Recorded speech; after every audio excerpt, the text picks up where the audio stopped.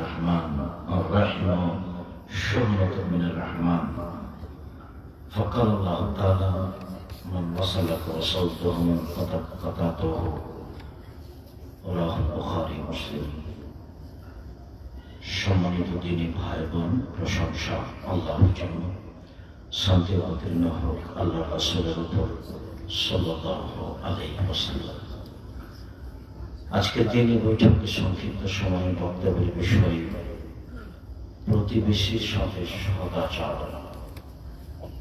প্রতিবেশীর সাথে সদাচরণ নিয়ে আমরা গুরুত্বপূর্ণ সংক্ষিপ্ত তথ্যবহ বিবরণের চেষ্টা করব ইনশাআল্লাহ আজিজ। সম্মানিত দিনী ভাই বোন, লিখিত বিষয়ের উপরে কথা বলার পূর্বে দু তিনটা কথা। আপনারা যে যেখানে আছেন দয়া করে আপনাদের কথা কর্ম বন্ধ করে গুরুত্বপূর্ণ আলোচনা শোনার জন্য চেষ্টা করুন। আমরা আপনাদের জন্য এসেছি, যেহেতু আপনার জন্য এসেছি, কাজেই আপনি এখন কোনো কাজ করলে সেইটা আমাদের সাথে মিল খায় না। দয়া করে আপনি আপনার কাজ ত্যাগ করে গুরুত্বপূর্ণ আলোচনা শোনার চেষ্টা করুন। আর বাংলাদেশের দিন ধর্ম প্রচারের এটা একটা মাধ্যম, যদি আমার বুঝে এটা খুব একটা ভালো মাধ্যম নয়।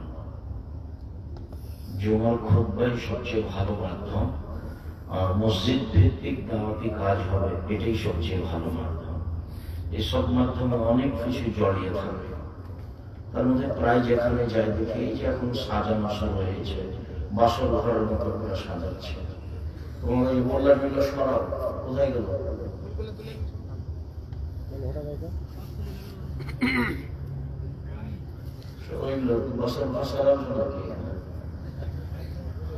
আর এমনি তো সামাজিক ভাবে আছে দোকানপাট, অন্যায় অবিচার, অশ্লীলতা, মানে দিন ধর্মের সাথে হিন্দুদের মেলার মতো হয়ে গেছে। যার কারণে আমি লিখেছিলাম বক্তা শ্রোতার পরিচয়। কে বক্তা কে শ্রোতা এটা জানা প্রয়োজন। সাথে সাথে তাফসীর কি মিথ্যা হতে পারে? খুব তাফসীর মাহফিল হচ্ছিল, এখনো হচ্ছে। তো তাফসীর কি মিথ্যা হতে পারে? মানে ওই বইয়ের যা তাফসীর আছে সবই মিথ্যা। ধর্মের নামে, কোরআনের ব্যাখ্যার নামে একটাও সত্য কথা নয়, অথচ মানুষ মানুষের সামনে বলছে। মানুষ যে মানুষের সামনে ধর্মের নামে মিথ্যা কথা বলবে, এই কথা আল্লাহর নবীও বলছেন। আবু হুরায়রা রাদিয়াল্লাহু তাআলা আনহু বলেন, রাসূল সাল্লাল্লাহু আলাইহি সাল্লাম বলেছেন, কাফা বিল মারই কাযিবান আন ইউহাদ্দিসা বিকুল্লি মা সামিআ। একজন মানুষের মিথ্যুক হওয়ার জন্য এতটুকুই যথেষ্ট যে ধর্মের কোন কথা শোনেই বলে দিবে, তদন্ত না করে, শোনেই লিখে দিবে, তদন্ত না করে, কলমে লিখলো, তদন্ত করলো না যে এটা রাসূলের কিনা, তখন ও মিথ্যুক। সত্য হলেও মিথ্যুক, ও কেন তদন্ত করল না? একজন মানুষের মিথ্যুক হওয়ার জন্য এতটুকুই যথেষ্ট যে ধর্মের কোন কথা বলে দিবে, চূড়ান্ত তদন্ত না করে। আর অন্য এক জায়গায় রাসূল সাল্লাল্লাহু আলাইহি ওয়াসাল্লাম বলছেন, পৃথিবীর মানুষ বাল্লিগু আন্নী ওয়ালা আয়া, আমার একটা কথা জানা থাকলে অন্যকে বলো, বলো। ওয়াহাদ্দিসু আন বানী ইসরাঈল লা হারাজ, আর বানী ইসরাঈলের কাহিনী বলো, কোনো দোষ নেই। ৩ নম্বর বাক্যে তিনি বলছেন, ওমান কাযাবা আলাইহি মুতাআম্মিদান ফালিয়াতাবাওয়া মাকআদাহু মিনান নার। কেউ যদি কোনো কথা আমার নামে বলে, কেউ যদি কোনো কথা আমার নামে লিখে, সেই কথা যদি আমার না হয়, তাহলে তার থাকা জায়গা জাহান্নাম। জুব্বা যত বড়ই হোক, পাগড়ি যত বড়ই হোক, আলখেল্লা যত বড়ই হোক, রেহাই হবে না। জাহান্নাম উদ্বোধন হবে ৩ শ্রেণীর মানুষ দিয়ে। তার এক শ্রেণীর মানুষ হচ্ছে মাওলানা মানুষ, যারা আল্লাহর মানুষ। এই কথা রাসূল সাল্লাল্লাহু আলাইহি ওয়াসাল্লাম বলেন। বক্তা শ্রোতার পরিচয় বইটা পড়ে দেখুন, আপনার জন্য লেখা হয়েছিল আলেমদের অবস্থান। সম্মানিত দিদি ভাই বোন, আল্লাহ রাসূল যেভাবে বললেন তাতে 3 নম্বর বাক্যটা হতো জান্নাত পাবে। এক, আমার একটি কথা জানা থাকলে অন্যকে বলো। কি জানো? আল্লাহ নবী ডান হাতে পানি পান করতে বলেছেন, খেতে বলেছেন। একটা লোক বাম হাতে খাচ্ছে, আপনি বলবেন ভাইজান ডান হাতে খান, বাম হাতে শয়তান খাই। এই যে বলে দিলেন, আমার একটা কথা জানা থাকলে অন্যকে বলো। তারপরে 2, বানী ইসরায়েলের কাহিনী বলো। বানী ইসরায়েলের কাহিনী কি? যেগুলো কোরআন হাদিসে আছে, সত্য কাহিনী, হাজার হাজার বছর আগে ঘটেছে। যেমন 1 মিনিট আপনাকে দেখা একটা, যে আজ থেকে নিয়ে কয়েক হাজার বছর পূর্বে একটা লোকের কাছে জমি কিনে নিয়েছিল। তো জমি চাষ করতে গিয়ে চাষ করতে গিয়ে সেই জমিতে একটা স্বর্ণের পাতিল পেল।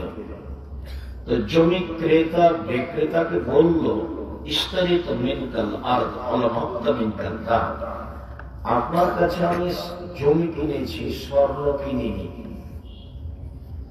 অতএব খুদ যাহাবাকা মিন্নি, আপনারা এই স্বর্ণ নেন। আমি স্বর্ণ নেব কেন? আমি তো জমি কিনেছি। তো জমি বিক্রেতা বলছে, বেতনের জন্য ফিয়া, জমি বিক্রি করেছি, জমিতে যা ছিল সবকিছু বিক্রি করেছি, আমি স্বর্ণ নিব না। তাহলে এখন ক্রেতাও নিবে না, বিক্রেতাও নিবে না, কি হবে? চলো যাই কোন বিচারকের কাছে, কি মীমাংসা? তো বিচারক বলল, তোমাদের ছেলে মেয়ে আছে? বলে আছে। তো বিবাহ দিয়ে দাও, আর এইটা খরচে দাও, আর কিছু দান করে দাও। এটা বিচারক বললেন। এই যে একটা ঘটনা, ইমানের ঘটনা, হাজার হাজার বছর আগে। তো আল্লাহ নবী বললেন যে বানী ইসরায়েলের কাহিনী বলো উপদেশের জন্য। তবে 3 নম্বর কথাটা মনে রেখো। এখন তো হওয়া দরকার ছিল, তাহলে জান্নাত পাবা। 1, আমার একটি কথা জানা থাকলে অন্যকে বলো। 2, বানী ইসরায়েলের কাহিনী বলো। 3, তাহলে জান্নাত পাবা। এটা কথা মানে 1, আমার একটি কথা জানা থাকলে অন্যকে বলো। 2, বানী ইসরায়েলের কাহিনী বলো। 3, তাহলে জান্নাত পাবা। এটা মিল খায়। তো এখন আল্লাহর নবী এভাবে বললেন না, রাসূল সাল্লাল্লাহু আলাইহি ওয়াসাল্লাম বললেন, 1, আমার একটি কথা জানা থাকলে অন্যকে বলো। 2, বানী ইসরায়েলের কাহিনী বলো। 3, কেউ যদি কোনো কথা আমার নামে বলে, সেই কথা যদি আমার না হয়, তাহলে তার থাকার জায়গা যাবে না। মানে মৌলানা সাহেব জাহান্নামে চলে গেছে, তো ঢোকেনি কেন? মরেনি জন্য। কত মিথ্যা কথা লেখা আছে কলমে, আর কত মিথ্যা বক্তব্য আছে। 2 ঘন্টা বক্তব্য দিলে আমার মনে হচ্ছে কয়েকশো মিথ্যা কথা বলে হবে। কলম যে কত মিথ্যা বেহিসাব। আমি তখন নিরুপায় হয়ে বলেছি যে বক্তা সাহেবের বক্তৃতা শুনলে মনে হয় যেগুলো পুঁথি গান, পুঁথির বই আগে লেখা থাকতো। আমার চাচা গরমের দিনে আমাদের বাড়ির সামনে চত্বরে খুলিতে পড়তো পুঁথির বই। কি 6 মাসের রাস্তা মতো 6 দিনে গেল, ঘোড়ায় চড়িয়া মর্দ হাঁটিয়া চলিল। পুঁথির বই। হুজুরের বক্তব্য আর এই পুঁথির বইয়ের কথা একই। 6 মাসের রাস্তা মতো 6 দিনে গেল, ঘোড়ায় চড়িয়া মর্দ হাঁটিয়া চলিল। ফাতেমা কান দিয়া কয়, আজ বুঝি হোসাইন কারবালাতে শহীদ হয়। ফাতেমা কান দিয়া কয়, আজ বুঝি হোসাইন কারবালাতে শহীদ হয়। যেদিন হোসাইন রাদিয়াল্লাহু তাআলা আনহু ইরাকের মাটিতে কারবালার মাঠে শহীদ হন, তার 49 বছর আগে ফাতেমা মারা গেছে। 49 বছর আগে। তাহলে কি করে কাঁদবেন? মরাই তো হয়ে গেল 50 বছর, তো কাঁদবেন কি করে? তাহলে দেখেন পথের গান হুজুরের বক্তব্য তাই কলমতে অভাব কোথায় বক্তা শ্রোতার পরিচয় বলে দেখেন বেশ কিছু মিথ্যা কথা মাওলানা সাহেবরা বলে তাকে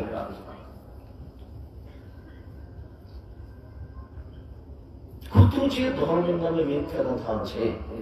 খাজার বই লেখা আছে যে আদম আলাইহিস সালাম 60,000 বার ভারত থেকে হজ করতে গেছে।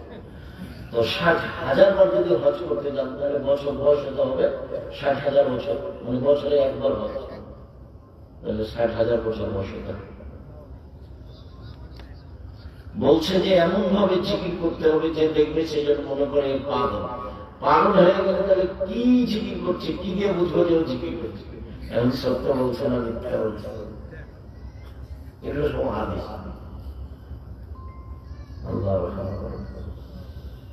আর আমি তো মাঝে মধ্যে বলি যে মুকসিদুল মুমিনিন বইয়ে একটা হেডলাইন আছে, অবিবাহিত ছেলে মেয়ের পড়া নিষেধ। আমিও পড়ে দেখলাম, তখন অবশ্য আমি বিভাগ করেছি, তার আগে আমার জানা ছিল না। তো পড়ে দেখি কি আছে এখানে, যে দেখে সেই পড়ে, যে দেখে সেই পড়ে, কি রে এখানে কি আছে? এখন উনি লিখছেন ভরা পেটে স্ত্রী মিলন হলে ছেলে ভ্যাংচা হয়, সফরের পূর্বে স্ত্রী মিলন হলে ছেলে টেরা হয়, জন্মগ্রহণের সময় স্ত্রী মিলন হলে ছেলে কানা হয়। প্রতিটা কথাই মিথ্যে এবং সরাসরি কোরআন মাজিদের বিপরীত। কোরআন মাজিদে আল্লাহ তাআলা বলছেন নিসাউকুম হারফুন লাকুম ফাতু হারফাকুম আম্মা শাইতুম, পৃথিবীর মানুষ তোমাদের স্ত্রী, তোমাদের জমি। পৃথিবীর মানুষ তোমাদের স্ত্রী, তোমাদের ক্ষেত।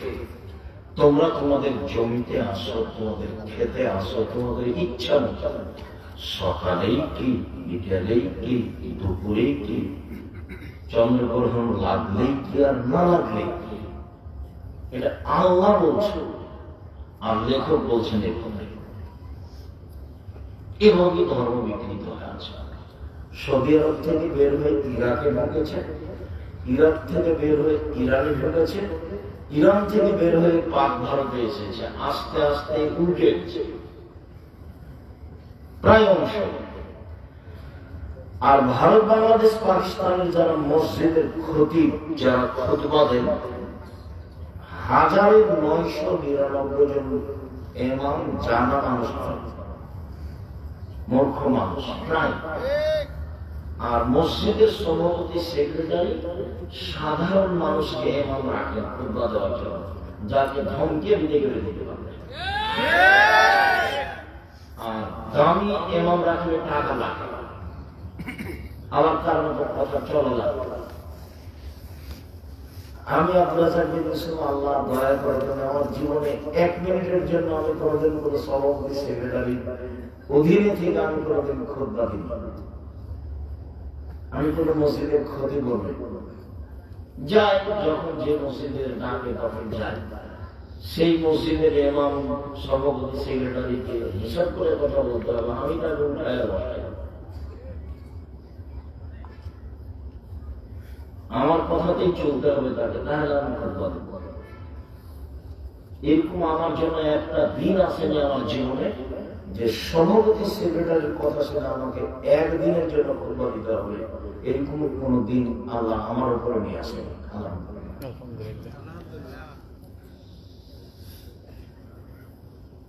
যার কারণে জাতির কাছে মাথা নত করে কথা বলতে হবে, এরকম কোন পরিবেশ আমার কাছে নয়।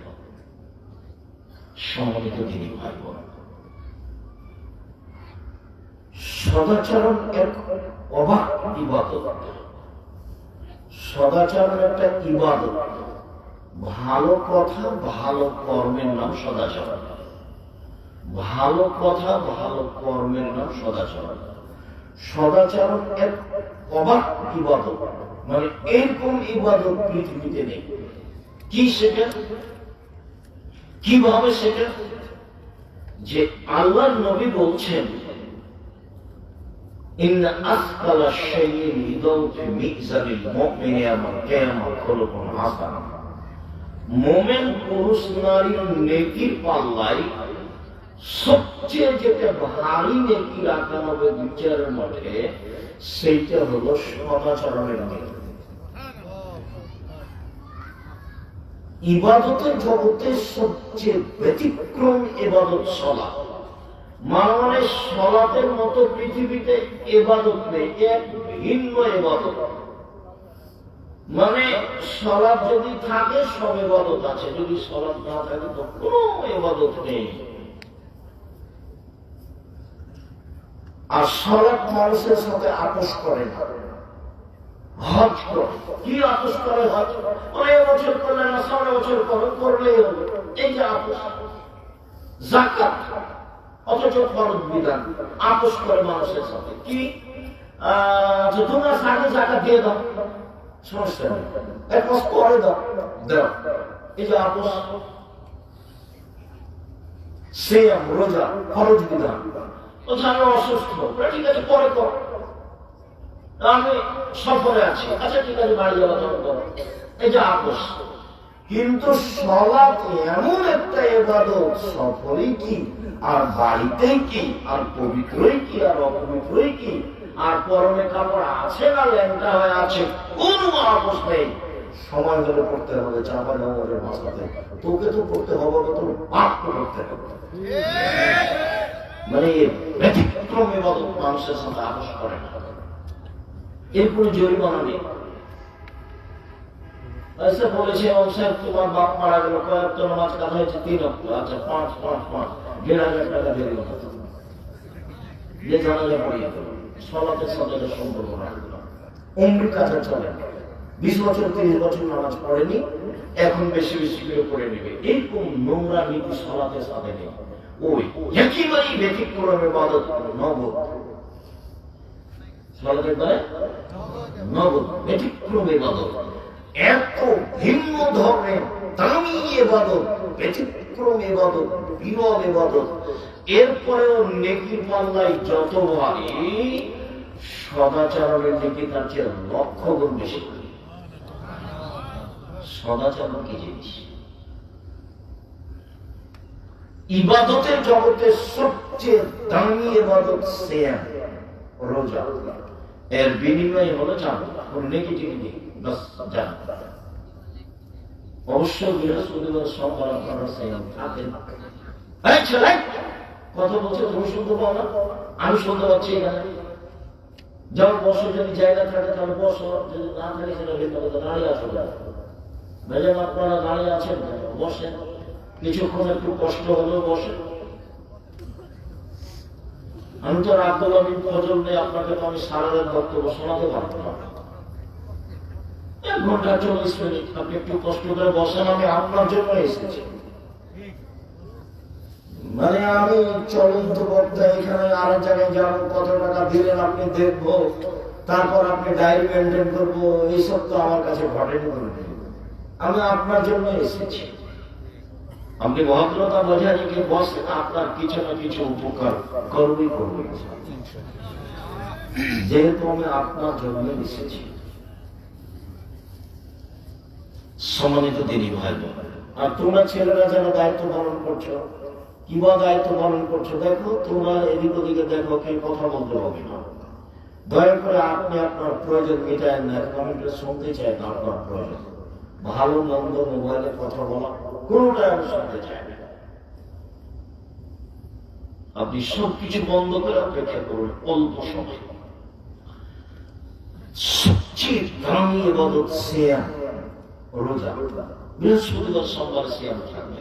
কেন? এই 2 দিন মানুষের রিপোর্ট পাপ দেখি আমার কাছে পেশ করা হয়। তো আমাদের নবী চাইতেন আমার রিপোর্টটা দেখো, দেখো সিয়াম অবস্থায় দেখো, আমাদের নবী চাইতেন। আমাদেরও কি চাওয়া উচিত? সিয়াম অবস্থায় আল্লাহ রিপোর্ট দেখো। অতএব বৃহস্পতিবার সোমবার সিয়াম থাকা অভ্যাস হয়ে গেল। হতে কেন থাকবেন না? কি করেন থাকবেন না? কি করেন? খালি হইচই মারামারি আর ভোট আর নির্বাচন আর কি দোকানপাটে বসে এর বদনাম ওর বদনাম, আপনি বুঝেন, সারা জীবনের তাহাজ্জুদ এক পাল্লাতে দিলেন, আর ওই যে দোকানে বসে ল্যাংটা মেয়ে নাচছে আর একজনের কথা বলছেন ও খারাপ, ওই খারাপ কথাটা এক পাল্লাতে দেন, সারা জীবনের তাহাজ্জুদের মেয়েকে এক পাল্লাতে দেন, ওইটা বেশি ভালো। জীবনটাই সমানে মিছামনে জানানো চলেই গেছে। মানুষের বদনাম করে, মানুষের জীবত করে, রাহাজানি করে, জমি জায়গা লুপ্তরাজ করে, ক্ষমতা দেখিয়ে, তাকত দেখিয়ে বেঁচে থেকে কি না, শুধু ওই চাঁদা আদায় করে, প্রায় সব চাঁদাবাদ, ঠকাবাদ, শয়তান জাতির উপর সে বোঝা। ভিক্ষা করে খাও, চাঁদাবাজি করো, ভিক্ষে কেউ দেবে না, যাও বগুড়া ট্রেন স্টেশনে যাও, নাটোরের ট্রেন স্টেশনে যাও, ভিক্ষা দিতে পারো, চাঁদাবাজি করো, চাঁদাবাজি করো, রাস্তার থেকে তোমাকে টাকা আদায় করতে হবে। মানুষের বিবাহ করে নাকি চাঁদা দিয়ে বিবাহ করতে হবে, অবাক কথা নয়? সরকার শক্ত নয়, সে সরকারের সাথে যখন তোমার কি দরকার? তোমার বাপ তোমাকে জন্ম দিয়েছে, মানুষের সাথে দিন রাত সাদানি করো, চাঁদাবাজি করো, এটা একটা ভিক্ষা করে খাও। ভিক্ষা দেবে তোমাকে, তোমার বাপ বেটা ভিক্ষা করে খাও, ভিক্ষা করে খাওয়া কেন? মানুষের বাড়িতে কাজ করা, আরে মানুষের বাড়িতে কাজ করার কেন? ব্যবসা করে খাও, দিন রাত বলছি ব্যবসা করে খাও। শয়তানি করার জায়গা বলো, মানুষের জমি জোর করে দাও, দখল করো, চাঁদাবাজি করো, রাস্তাঘাট মানুষের ঘেরো, কেন করবো এটা? জাতির জন্য বোঝা কেন? তুমি তোমাকে দেখলে মনে হয় যে তুমি একটা পশু, তুমি ইতর শ্রেণীর মানুষ, তুমি কুকুর শ্রীগাল, তুমি গোর ছাগল। আল্লাহ বলছেন, বুঝেও বুঝে না ওরা, অন্তর আছে বুঝে না, দেখেও দেখে না ওরা, চক্ষু আছে দেখে না, শোনেও শোনে না ওরা, কান আছে শোনে না। উলাইকা কাল আনাম, তারা পশু প্রাণীর মতো, তারা গরু ছাগলের মতো, তারা কুকুর শিল্পের মতো। ভালো মজা বরং তার চেয়ে খারাপ, পশু প্রাণীর মতো। চাঁদাবাজি করো কেন? একটা মানুষ সেখানে বাড়ি দিলে তুমি টাকা চাও, ও টাকা চাই, টাকা কি ও তোমার জন্য উপার্জন করেছে? ভিক্ষুক, ধোঁকাবাজ, শয়তান। চাঁদাবাজি করো না। তোমার বাপ তোমাকে জন্ম দিয়েছে কেন? শিক্ষা দেয়নি কেন? তুমি জাতির জন্য কথা কেন? তোমার বাপ মা কি তোমাকে শিখিয়েছে? গরু ছাগল করে মানুষ করেছে। হোম হিসাব তোমার কিসের? তুমি কে বলেছে পড়াশোনা করেছে? কে বলেছে তুমি পড়াশোনা করেছো? তোমার বাপ মিথ্যা কথা বলেছে যে আমার ছেলে গোল্ডেন পেয়েছে, আমার ছেলে মেধা বলেন, কত কথা। তুমি একটা বড় ডাক্তার হলেও তো তুমি ওই কোম্পানির ওষুধ লিখো যে কোম্পানি তোমাকে টাকা দিচ্ছে। পশুর চেয়ে খারাপ, আয়নার চেয়ে। তোমার বাপ দিন বলেছে আমার ছেলে মেধা বলো, একটা বড় ইঞ্জিনিয়ার হতে হবে, এই যেন তুমি চুরি করো। তোমার বাপ যে দিন রাত প্রশংসা করো, কি প্রশংসা করো? জাতির জন্য ছেলে মানুষ করতে হবে, জাতির জন্য, নিজের জন্য। ধোঁকাবাজ কেন? শয়তান কেন? প্রতারক কেন?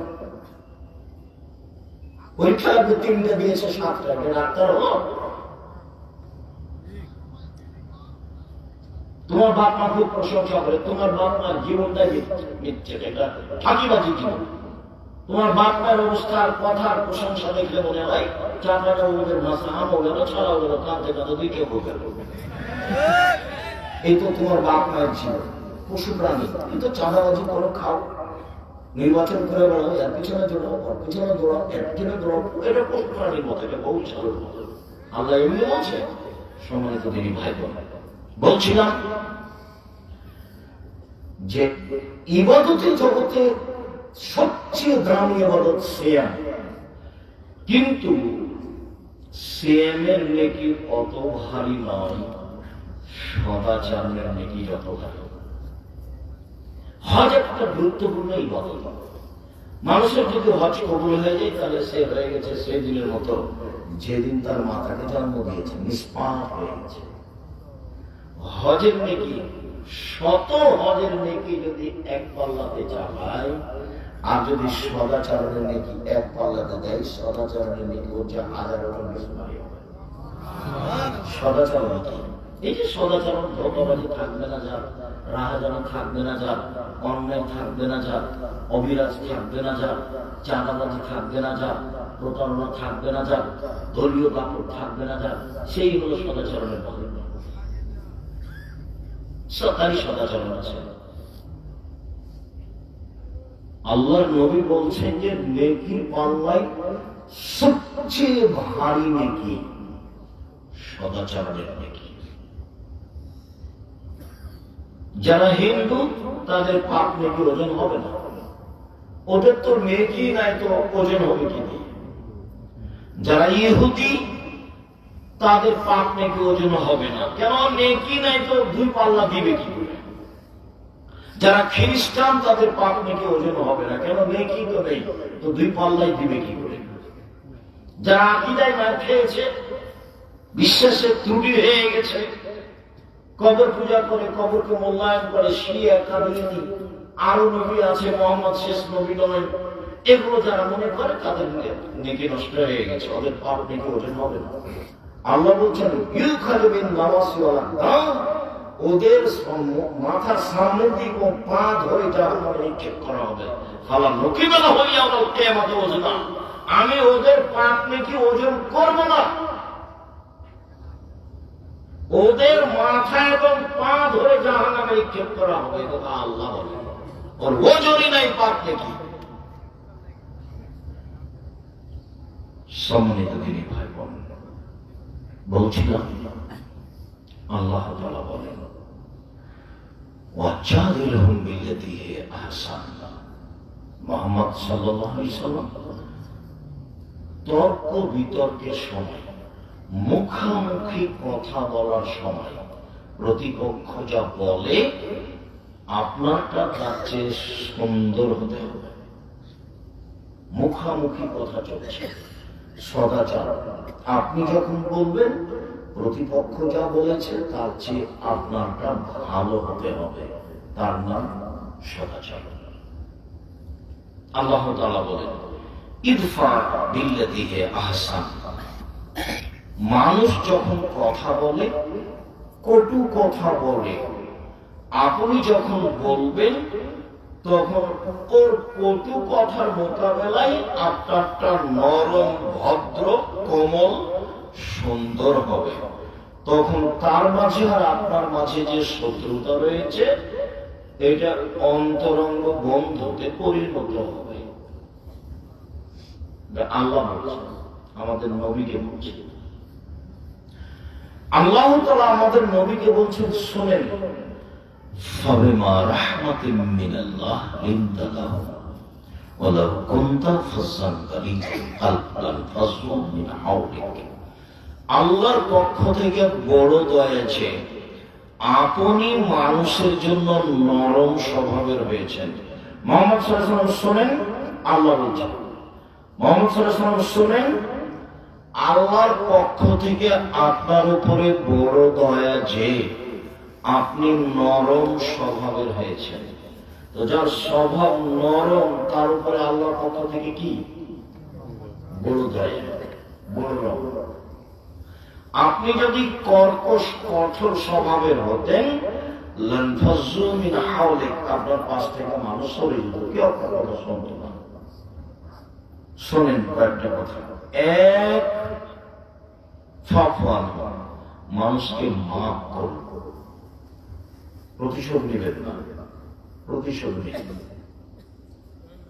মাফ করবেন। দুই, আস্তাগফিরুল্লাহ, ও যে আপনাকে গালি দিয়ে পাপ করেছে, এখন আপনি আল্লাহকে বলেন আল্লাহ ও তো আমাকে না বুঝে গালি দিয়েছে, তুমি তাকে মাফ করো। আল্লাহ বলে দিচ্ছেন আমাদের নবীকে সদাচরণ। জোর করে জমি দখল করবেন, মানুষের চাঁদা জোর করে আদায় করবেন, বাড়ি ঘর নির্মাণ করতে গেলে, একটু কাজ করতে গেলে। সদাচরণ কি জিনিস শোনেন, আপনি মানুষকে মাফ করেন, আচ্ছা যা হয়েছে মাফ করবেন।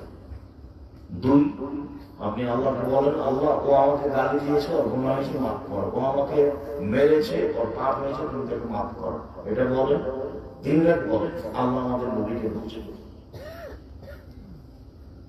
অসাবরণ দিলাম, আর কাজ করবেন পরামর্শ করে, একাই করবেন না। তারপরে ফায়দা আযামতা ফাতাওয়াক্কাল আলাল্লাহ, যখন কোন কাজের সিদ্ধান্ত নেবেন তখন বলবেন আল্লাহ ভরসা। যে কোনো কাজ আল্লাহ ভরসা। যদি আমি অত বুঝতে পারি না, তো কোরআন হাদিসে যেটুকু টুটা ফাটা আমি বুঝি, তাতে আমি 2013 সালের 24 আগস্ট রোজ মঙ্গলবার সকাল 11টার সময় জামিয়া সালাফের রূপগঞ্জ নারায়ণগঞ্জ হাঁটাবো, বিরাটাবো মাঠে বলেছিলাম আমার হাতে টাকা নেই, এ কথাও সত্য, এখানে প্রতিষ্ঠান গড়বে এ কথাও সত্য, ইনশাআল্লাহ গড়বে। টাকা তো নাই, কিন্তু গড়বে বলছে যে কিভাবে গড়বে তো আমার জানা নেই। সেই প্রতিষ্ঠানে এখন প্রায় 100 বিঘা জমির উপর অবস্থান করে, প্রায় 100 বিঘা পূর্বাচল।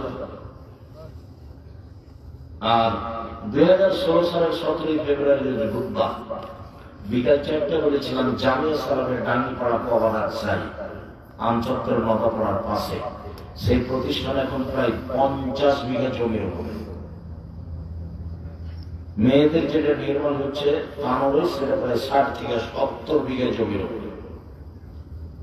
5000 ছেলেমেয়ে পড়াশোনা করে দুই প্রতিষ্ঠানে, 300 জন শিক্ষক শিক্ষিকা আছে, প্রতি মাসে 40 লক্ষ টাকা বেতন লাগে, 519 জন ইতিম আছে। এসব টাকা পয়সা কে দেয়? দস্তানাবাদের লোক দেয়। কি বলেন আপনারা? একদিন 10 টাকা দিইনি, দিয়েছেন কিনা তা আমি জানি না, তবে চলছে তা আমি জানি, প্রতিষ্ঠান চলছে। জামিয়া সালাফের কোন বৃত্তশালী দিয়ে চলে না, জামিয়া সালাফের কোন বৈদেশিক সংস্থা দিয়ে চলে না, জামিয়া সালাফের সরকারের কাছে কোন অনুদান চায় না, জামিয়া সালাফের রশিদ বই বাইরে ব্যবহার হয় না, জামিয়া সালাফে কিভাবে চলে তা শিক্ষকের জানা নেই, জামিয়া সালাফে কিভাবে চলে তা ছাত্রের জানা নেই, জামিয়া সালাফে কিভাবে চলে তা নেবরাসের কমিটির সদস্যরা জানে না, জামিয়া সালাফে কিভাবে চলে আমি নিজেও ভালো করে বুঝি না, তবে আমি দেখতে পাচ্ছি চলছে। আলহামদুলিল্লাহ। কোন বড় বৃত্তশালী দিয়ে চলে এটা আমি দেখি না। দস্তানাবাদের লোক না আশেপাশে আছে, কেউ না কেউ আছে, চলছে তো। এতগুলো ইয়াতিম, 519 জন খালি ইয়াতিম অসহায় আছে। আর এমনি তো 15 দিনের জন্য, 20 দিনের জন্য 25, 30, 40 জন যাচ্ছে ওই আল্লাহ মসজিদের ইমামের প্রশিক্ষণ। যায় ফিরি, আসে ফিরি, থাকে ফিরি, খায় ফিরি, বই পুস্তক ফিরি। প্রতি 15 দিন সমান 25 জন, 30 জন, 40 জন, 20 জন, 25 জন, 30 জন, 40 জন। আর এই কয়েকদিন সামনে শনিবার থেকে মনে হয় 150 দিন প্রশিক্ষণে আসছে, 150 জন। থাকবে ফিরি, খাবে ফিরি, বই পুস্তক ফিরি। 700 বক্তব্য চলে এখন, 700। আব্দুল্লাহর একটা দাবি, ইনশাআল্লাহ একবারে তেতুলিয়া থেকে টেকনাফ পর্যন্ত বক্তব্য চালু করবো ইনশাআল্লাহ। সম্মানিত দিনী ভাই বোন, আল্লাহ বলছেন যে যখন কোন কাজের সিদ্ধান্ত নেবেন ফাতাওয়াক্কাল আলাল্লাহ, আল্লাহর উপরে ভরসা করেন। কেন আল্লাহর উপরে ভরসা করে? যে আল্লাহ তাকে ভালোবাসেন। আমরা তো কাজ করি আমাদের মধ্যে, চলে যাই, ওই যে ওখানে বাড়ি ঘর করছে, ওকে খালি ধমক দিয়ে আসবে, টাকা দেওয়ার মতো বাড়ি কোথায় করবে, এই তো টাকা ইনকাম হয়ে গেল। এটা হচ্ছে ভিক্ষে করে খেলে শান্তি পাওয়া যায়। কারণ পিছিয়ে যান, কে সিগারেট দিল, কে একটা বিড়ি দিল, পিছিয়ে পিছিয়ে দড়িয়ে ওরা ছোট মুখের চরিত্র, ফুলের মতো পবিত্র, এরা নোংরা নীতিতে যায়। আমার সহজ কথা মনে রাখবেন, 5 ওয়াক্ত সালাত, হালাল রুজি, কোরআন তেলাওয়াত, আড্ডা পিটা হারাম, বাস জান্নাত হবে ইনশাআল্লাহ। আড্ডা পিটা দুই ধরনের, দোকানের সামনে বসে ঘন্টায় ঘন্টায় একটা মেয়ে দেখা আর মানুষের বদনাম করা, এটা হলো এক আড্ডা পিটা।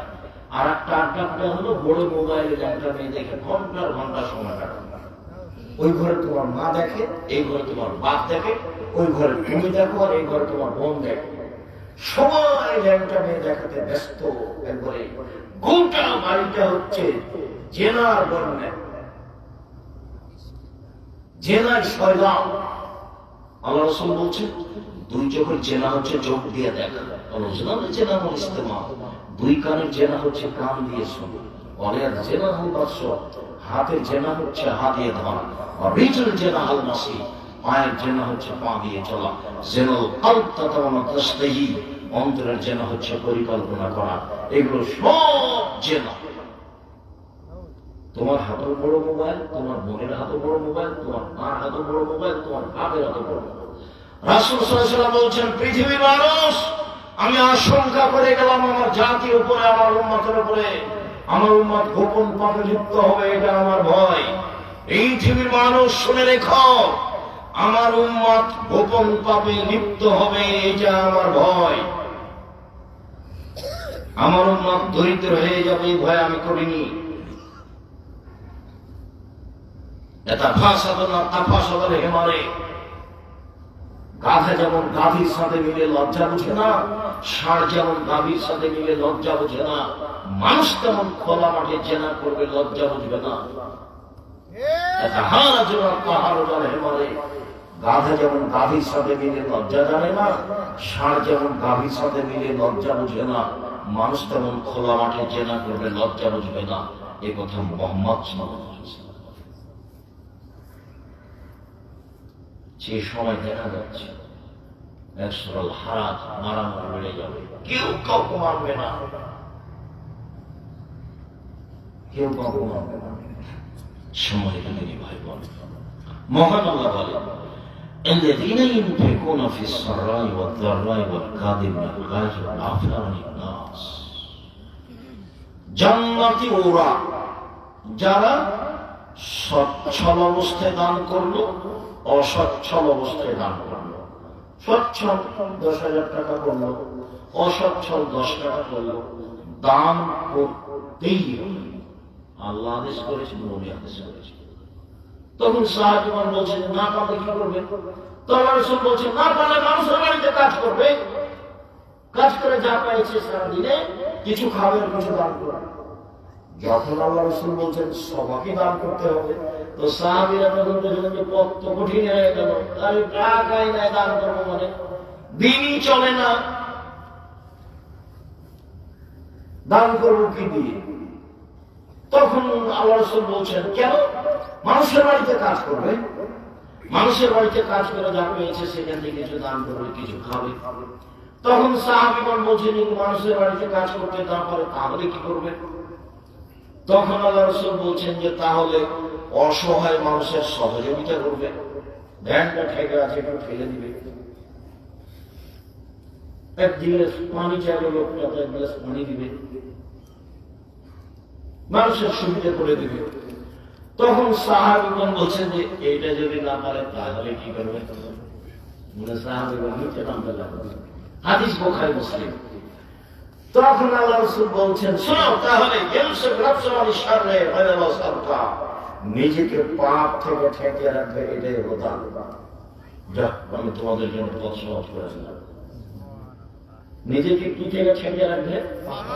পাপ থেকে ঠেকে রাখবে, এটাই দান। যখন কিছুই নাই বলছো। হাদিস বুখারী মুসলিম। এইভাবে আল্লাহ রাসূল কথা বলবেন। সম্মানিত দিনী ভাই, দুই, আল কাযিম আল গায়জ, রাগ দমন করতে হবে, রাগ দিয়ে কোনো কাজ নিতে হবে না। মামলা নেই, বিচার নেই, প্রতিশোধ নেই, প্রতিবাদ নেই। দিনের স্বার্থ ছাড়া কোন কাজে মামলা, মোকদ্দমা, প্রতিশোধ, প্রতিবাদ কিছু নেই, সব বাতিল। ক্ষমতা দেখাবেন না, দাপট দেখাবেন না, নির্বাচনের নেতৃত্ব দিয়ে ক্ষমতা দেখাবেন না।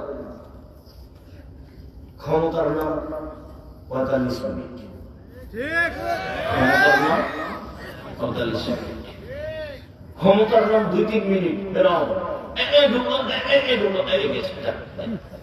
ফেরাও। ক্ষমতার নাম 1/2 মিনিট, 8 সময়। এই যে বিদ্যুৎ চমকিল, বৃষ্টি আসছে না, 8 সময়। পৃথিবীতে সবচেয়ে ক্ষমতা। আল্লাহ বলছেন, লাম ইউখলাক মিসলুহা ফিল বিলাদ ওয়া সামুদ আল্লাযিনা জাবু সাকরা বিল আরদ। পৃথিবীতে অত শক্তিশালী জাতি কখনো সৃষ্টি করিনি, কিয়ামত পর্যন্ত করব না। ওর আজ সময় ওদের ধ্বংস করে দিয়েছে ওই সেকেন্ডের মধ্যে। তারা আমার কেউ বিচার করতে পারেনি, ওরা একা ভোগবা, তারা কেউ আমার বিচার করতে পারেনি। পৃথিবীতে যে আল্লাহ দাবি করেছে ফেরাউন, দীর্ঘ সময় ধরে আল্লাহ দাবি করার পরে তাকে 2-1 মিনিট ডুবিয়ে দিচ্ছে। এই যে গেল। আর যারা মানুষকে জেলে দিয়েছে, হাজতে দিয়েছে, মেরেছে, গুম করেছে, তারা 45 মিনিটে ছেড়ে দিয়েছে দেশ ক্ষমতা দেখাবে না। ভারতের দালাল হয়ে দেখে থেকে দেশকে ভালোবাসে, এই কথা তুমি বলো না, তুমি মুনাফিক। ভারতের দালাল হয়ে তুমি দিন কাটানো বলো না যাবে দেশকে ভালোবাসে। ধন্যবাদ। কে বলেছে তুমি দেশকে ভালোবাসো? কে বলেছে তুমি একাও দেশ করবে? তুমি তো ধন্যবাদ, তুমি মুনাফিক। জাতির সাথে গাদ্দারি করো, দেশের সাথে গাদ্দারি করো, দেশের দিনী ভাই বোনদের সাথে গাদ্দারি করো। তুমি সবচেয়ে বড় গাদ্দার। বিচার মেলে তোমার পিছনে, তোমার পাছার পাশে একটা পতাকা লাগানো হবে। তুমি যত বড় গাদ্দার, পতাকা তত বড় হয়ে কথা মোহাম্মদ সাল্লাল্লাহু আলাইহি ওয়াসাল্লাম বলেন, হাদিস বুখারী মুসলিম। দুনিয়ায় কাপড় দেখিয়ে কয়েকদিন বেঁচে থেকে মানুষকে মেরে জেল হাজত দিয়ে নিজে কিছু বড় বড় ঘটনা শোনা শেষ। শ্বাস বন্ধ হয়ে গেলে তোমাকে দেখে নেওয়া হবে, তোমার জাহান্নামে চলে গেছে। বুঝতে পারোনি জাহান্নাম কাকে বলে, বুঝতে পারোনি তুমি কবর কাকে বলে, বুঝতে পারোনি তুমি কিয়ামত কাকে বলে। কবর যত কঠিন, কিয়ামত তার চেয়ে লক্ষ গুণ বেশি কঠিন। কিয়ামত যত কঠিন, জাহান্নাম তার চেয়ে লক্ষ লক্ষ গুণ বেশি কঠিন। কি দিয়ে বুঝায় আপনাকে আমি কবর কত কঠিন? কে তোমাকে পথ বলে দিল তুমি এখানে এসেছো কেন? ভিক্ষা করে খাও, ভিক্ষা করে খাওয়া কেন? দিন মজুরি করে খাও, দিন মজুরি করে খাওয়া কেন? ব্যবসা করে খাও। চকলেটের ব্যবসা করার প্রয়োজনে চকলেটের ব্যবসা আমি করতে বলিনি। চকলেটের ব্যবসা আমি বলেছি মানে কম পয়সার ব্যবসা করো। লোন নিয়ে ব্যবসা করতে যায় না। কোটি টাকার ব্যবসায়ী যদি সৎ ব্যবসায়ী হয়, তাহলে নবীদের সাথে জান্নাতে থাকবে। 10 টাকার ব্যবসায়ী বাদাম বিক্রি করে, এও যদি সত্যবাদী ব্যবসায়ী হয়, বিচার মাঠে নবীর সাথে জান্নাতে থাকবে। এই কথা আমি বলিনি, এই কথা মুহাম্মদ সাল্লাল্লাহু আলাইহি ওয়াসাল্লাম বলেছেন। তাহাজ্জুদ করে জান্নাতে থাকা যায় না। একজন সাহাবী রাসূলের কাছে নিয়ে গেছেন, রাতে আছে তো অজুর পানি আর মেশক নিয়ে বলছেন, আল্লাহ রাসূল অজুর পানি মেশক নেন। তাহলে রাসূল খুশি হয়ে গেলেন, খুব তো ভালো, খুব তো ভালো, আমি খুব খুশি হয়ে গেছি। চাও চাও কিছু চাও, চাও কি চাও চাও। তখন সাহাবী বলছেন, আসআলুকা মুরাফাকাতাকা ফিল জান্নাহ, আপনার সাথে জান্নাতে থাকতে চাই। আল্লাহ রাসূল আমাকে জানেন না না না না, এটা না, অন্য কিছু চাও, এটা অন্য কিছু চাও। আমাদের লোক গায়েব জানেন না, বুঝে মিথ্যা কথা বলছে। পাশের লোক বলছেন, চাও কি চাও চাও। তো সাহাবী বলছেন যে আপনার সাথে জান্নাতে থাকতে চাই। বলছে না, এটা না, এটা না, এটা না। তাহলে রাসূল আদি তো বলতে পারতেন যে আমার কাছে এটা চাইবে, ইনি গায়েব জানেন। গায়েব জানেন না। আরে নিজের স্ত্রী বউ ভান করে নিজের খাটে শুয়ে আছে, বুঝতে পারবেন না ভান করে শুয়ে আছে। আয়েশা রাদিয়াল্লাহু তাআলা আনহা বলেন, আমি মুহাম্মদ সাল্লাল্লাহু আলাইহি ওয়াসাল্লামের পাশে ভান করে ঘুমিয়ে আছি। ভান করে ঘুমানো বুঝেন না, মানে আসলে ঘুমাননি। দেখি কি করে, দেখি কি করে, চুপচাপ বুদ্ধিমতী মহিলা তো, দেখি কি করে। ধীরে উঠলেন, ধীরে উঠে কাপড় চোপড় নিলেন, জুতা স্যান্ডেল নিলেন, ধীরে দরজাটা বন্ধ করলেন, ধীরে খুললেন, বাইরে গিয়ে ধীরে টেনে চলে গেলেন। আমিও উঠলাম, আমি তো ঘুমাইনি, আমি তো ভান করে ঘুমিয়ে আছি। দেখি কোথায় যায়, কোন স্ত্রীর কাছে যায়। এটা হলো পরীক্ষা। এই কোন স্ত্রীর কাছে যাচ্ছে, দেখি কোথায় যায়। তো কাপড় চোপড় নিলাম। গভীর রাতে আপনি তো দিনই বোন, আপনাকে দেখলে আমার লজ্জা হয় যে আপনি ফ্যাশন বোরকা পরে এখানে এসেছেন। ভ্যানিটি ব্যাগ নিয়ে আপনি যান, ভ্যানিটি ব্যাগ কেন আপনার কাছে থাকবে? ফ্যাশন বোরকা কেন আপনার গায়ে?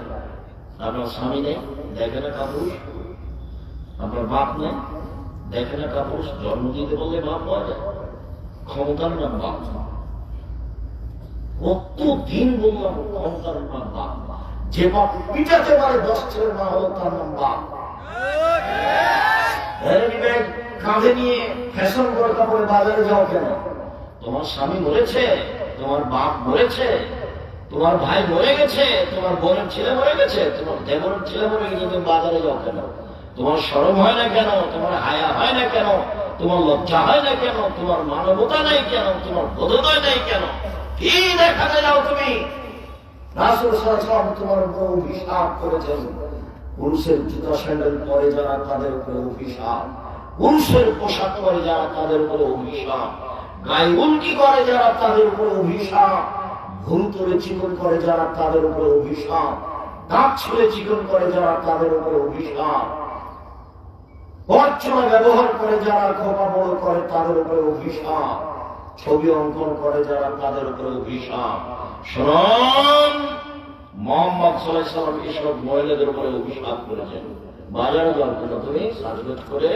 তোমার স্বামী নেই, তোমার বাপ নেই, বাপ মরে গেছে, দেশ দুনিয়া মেরে খেয়েছো, বাজারে যাবো কেন? বাড়িতে জায়গা নেই?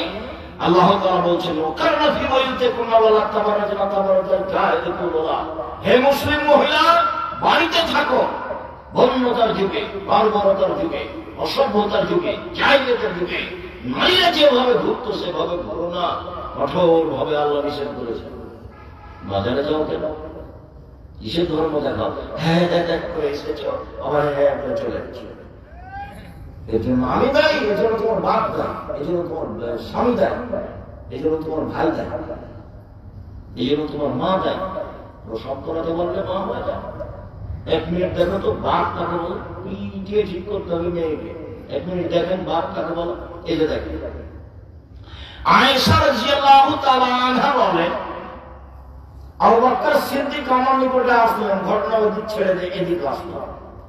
ফালাকা জানি লাকসাতান শাদীদা, তিনি আমার কোমরের উপরে খুব জোরে মারলেন। ওই সময় আমার স্বামী আমার পুরো রানের উপরে মাথা দিয়ে ঘুমাচ্ছিলেন। বাপে মেয়েকে মেরে দিলেন। যে সময় জামাই মেয়ের পুরো রানের উপর মাথা দিয়ে ঘুমিয়েছিলেন। আমাদের বাংলাদেশের গতিবিধিতে শ্বশুর যদি গিয়ে দেখে ঘরে যে জামাই মেয়ের পুরো রানের উপরে মাথা দিয়ে ঘুমাচ্ছে, তাহলে শ্বশুর পাল্টাই ভাবে এরকম ভাবনা হয়ে যায়। বুঝতে পারছি আমাদের দেশের পরিস্থিতিতে। আর আবু বকর সিদ্দিক একবারে এই অবস্থায় বেড়ে দিল। পৃথিবীর সবচেয়ে বড় মানুষের মানলেন ইনি আবু বকর সিদ্দিক রাদিয়াল্লাহু তাআলা। নবী রাসূল ব্যতীত আদম থেকে কিয়ামত পর্যন্ত সবচেয়ে দামি মানুষ।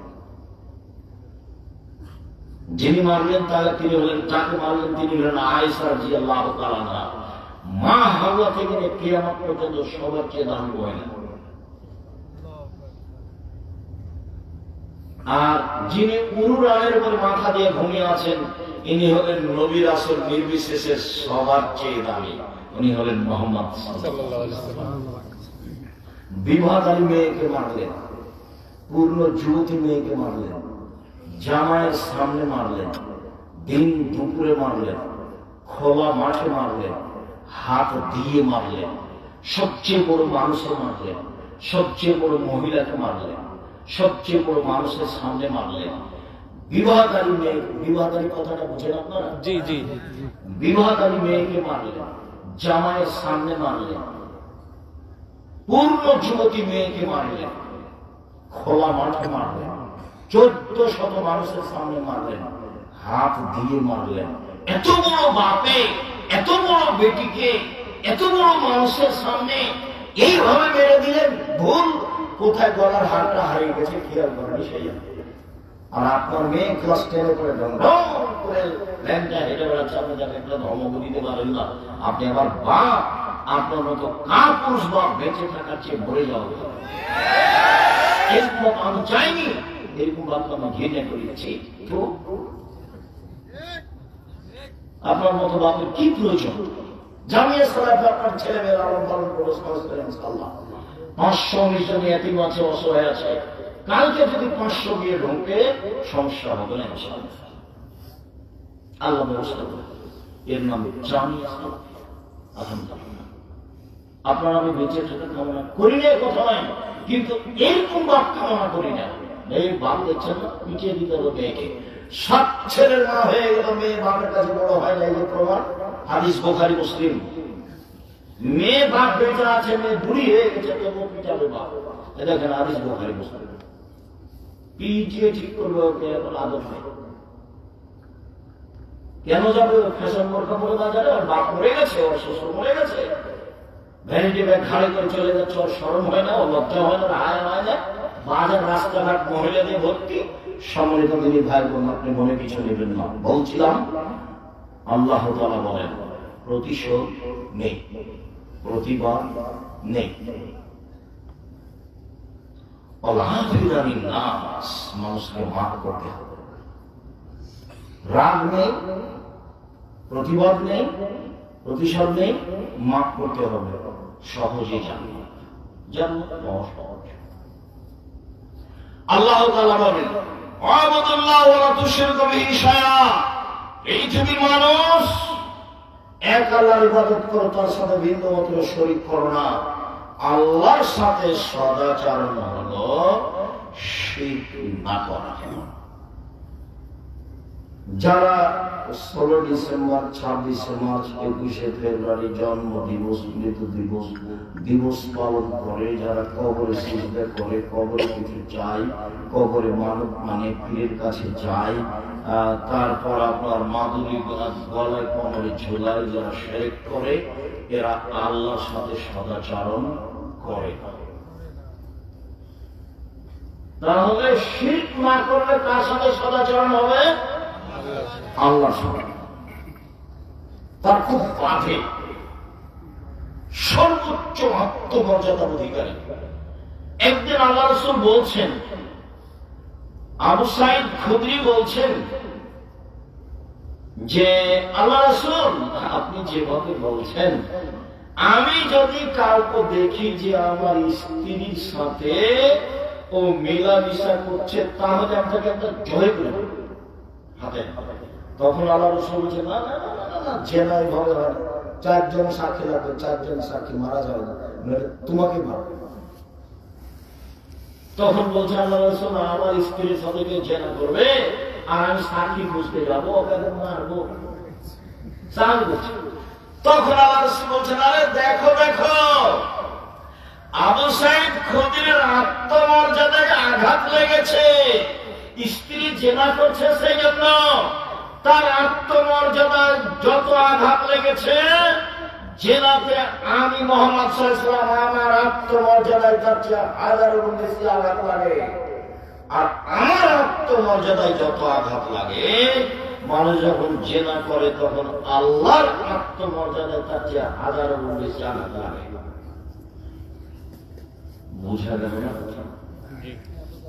আল্লাহর একটা আত্মমর্যাদা আছে, নবীর একটা আত্মমর্যাদা আছে।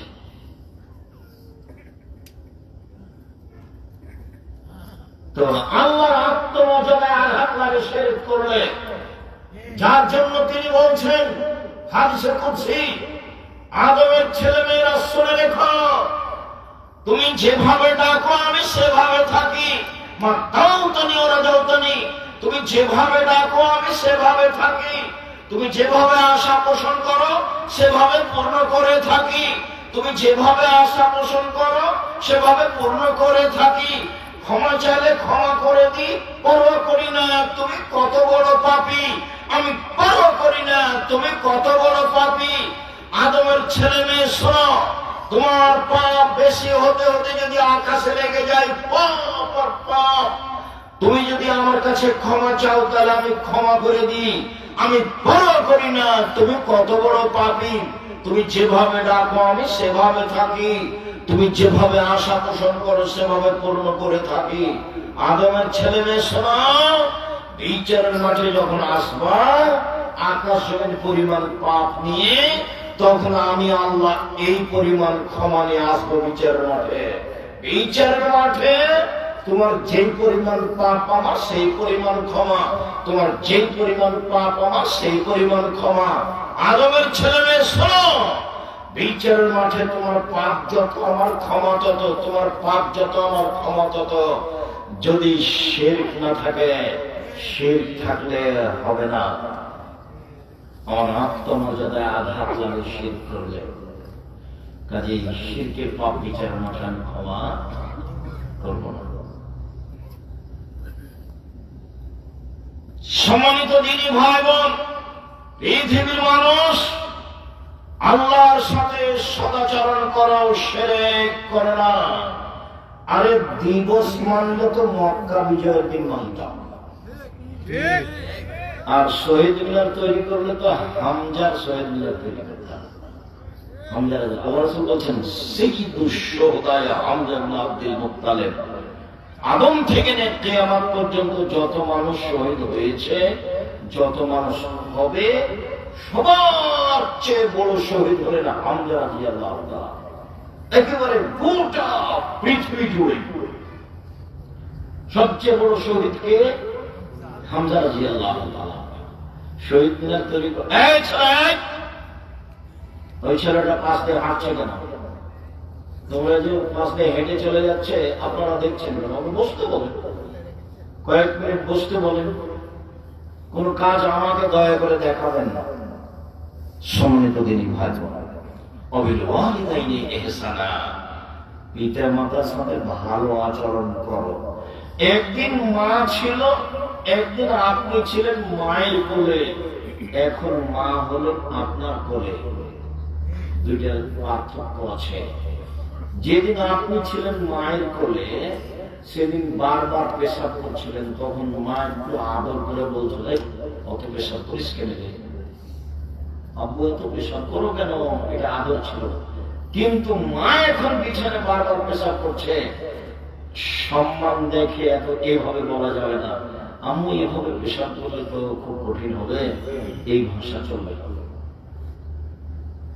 কাপড় বদলাবা তুমি, পেশাব করাবা তুমি, গোসল দিয়ে দিবা তুমি, কাঁধে করে মেডিকেল নিয়ে যাবা তুমি, গা হাত মুছিয়ে দিবা তুমি। একদিন তুমি ছিলে তোমার মায়ের কোলে, এখন তোমার মা তোমার কোলে। সব খিদমত তুমি করবা।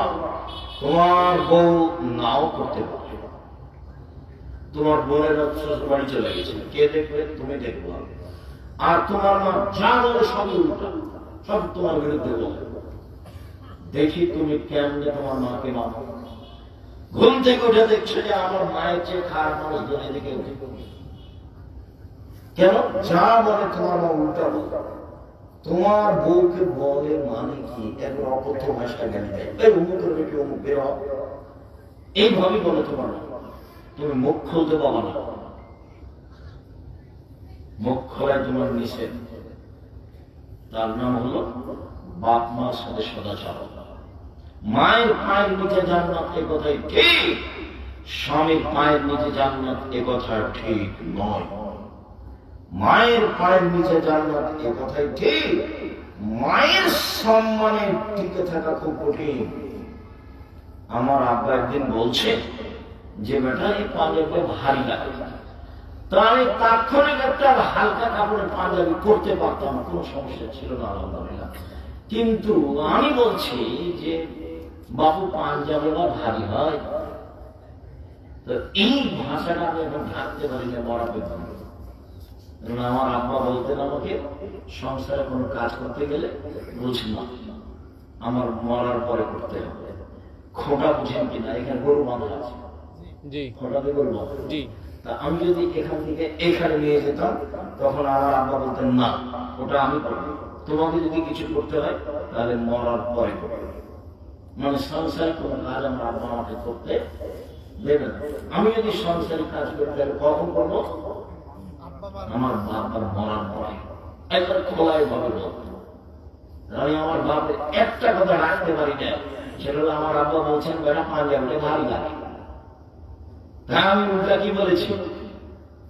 আমি বাপ পাঞ্জাবি ভারী ভাই, এই কথাটা আমি রাখতে পারি না। আচ্ছা ঠিক আছে, আমি গাড়িতে পাল্টে দিচ্ছি, দেখি। এটা তো বললে সহজ হতো, আমি তো ওটা বলে খেয়াল দেখিয়াল খেয়ে এলো। আমি তো এখন আর এই কথা ঢাকতে পারি, খুব ভারী লাগে আমার। পিতামাতার সাথে সদাচরণ, অবিল ওয়ালিদাইনি ইহসানা, অবিদিল কুরবা, নিকট আত্মীয় হলো ভাই, ভাই ভাই ঠাই ঠাই। ভাই মানে পৃথক হবে, ভাই বোন জমজমে ভাবে, ভাই বোন মামলা হতে পারে, ভাই বোন মারামারি হতে পারে।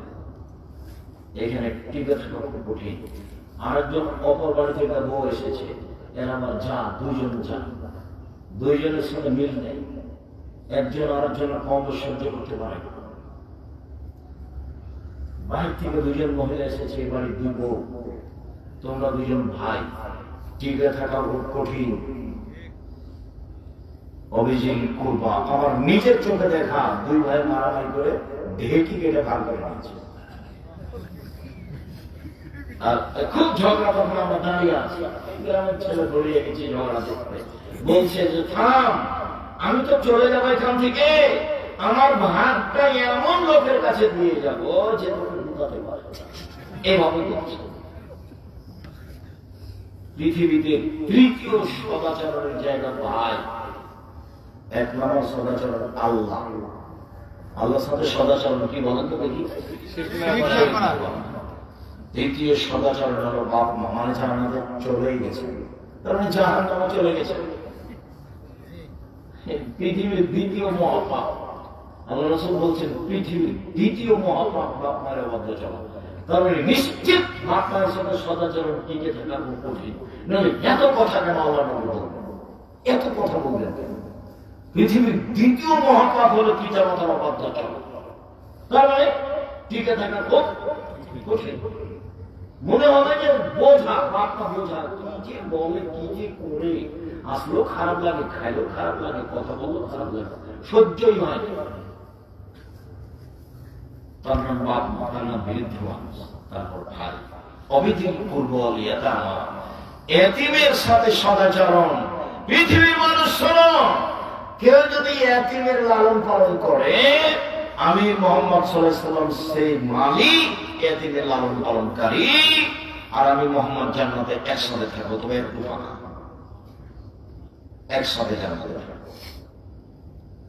519 জন এতিম অসহায় আছে, জামিজ তলবে টাকা পাঠান, এতিমের টাকা দিয়ে পাঠান না কেন? কিভাবে চলে?